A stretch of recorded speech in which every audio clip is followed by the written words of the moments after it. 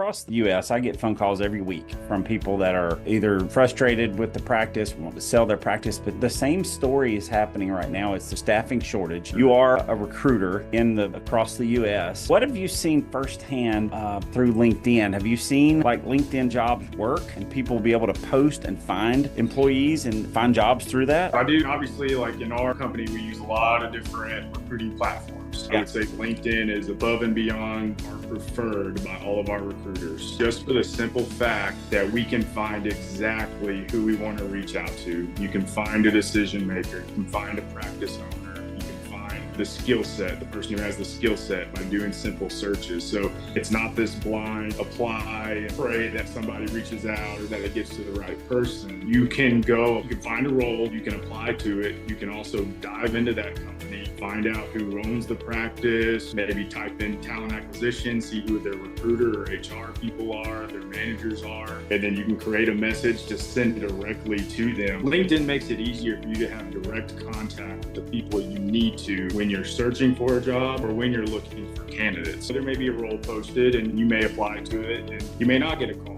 but you have the ability to dive in a little deeper and you can probably go make a connection and get some sort of answer or have some dialogue with who you're trying to interact with a lot easier than a lot of other platforms. I was just thinking, as you were saying that, there's the PT candidates out there actively looking for a job. Maybe they just graduated, maybe their company downsized, whatever. And then there's those passive candidates that are out there working. That's right. Maybe in the back of their mind, they're like, I wonder if there's something a little bit better out there for me, right? They're not actively job hunting, but they might consider a move if the offer comes along. And that was kind of another point I was going to make too, is some of these PTs, if you're happy in a great situation, great. Yep. But if you're not actively networking, you may never hear of an opportunity that may be a lot better than the one you're at.